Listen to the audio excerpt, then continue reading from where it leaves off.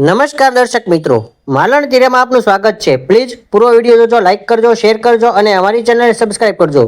આજે અખંડ ભારત સ્મૃતિ દિનના પાવન અવસરે ભાવનગરના મહુવા શહેરમાં દેશભક્તિનો અદ્ભુત માહોલ જોવા મળ્યો હતો।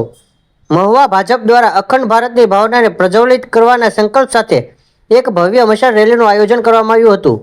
આજે 14 ઓગસ્ટ 2026 સાંજે 7:30 કલાકે મહુવા નગરપાલિકા ખાતેથી આ મશાલ રેલીનો પ્રારંભ થયો હતો। હાથમાં મશાલો લઈને નીકળેલી આ રેલી મહુવાના મુખ્ય રાજમાર્ગો પર થઈને ગાંધીબાગ ખાતે પહોંચી પૂર્ણ થઈ હતી।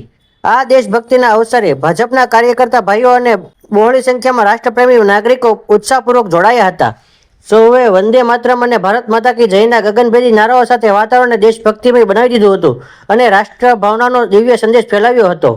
1947 ભારત દેશના ઇતિહાસમાં 14મી ઓગસ્ટે વિભાજન વિભાષિતા જે ઘટના હિન્દુસ્તાનના ઇતિહાસમાં બની, ખૂબ જ દુઃખદાયક, હિન્દુસ્તાનના ઇતિહાસમાં ક્યારેય ના ભૂલી શકાય એવી ઘટના બની।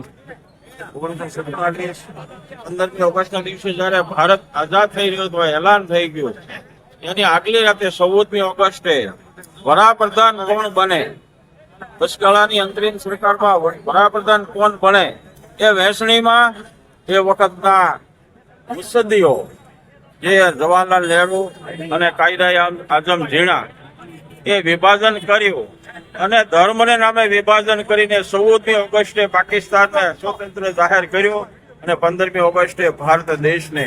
પરંતુ જે અખંડ ભારત દેશનું જે વિભાજન થયું એ ઇતિહાસમાં ક્યારેય ભૂસાય નહીં એવી ઘટના હતી। એટલે 14મી ઓગસ્ટે સમગ્ર ભારત દેશના લોકો આ વિભાજન વિભાષિકાની જે કરુણ ઘટનાને યાદ કરીને મશાલ રેલી કાઢે છે। યુવા ભાજપના સૌ અને યુવાન કાર્યકર્તાઓએ મહુવા નગરના જનોએ જે આ મશાલમાં ભાગ લીધો એ સૌનો ખૂબ ખૂબ આભાર। ભારત માતા કી જય।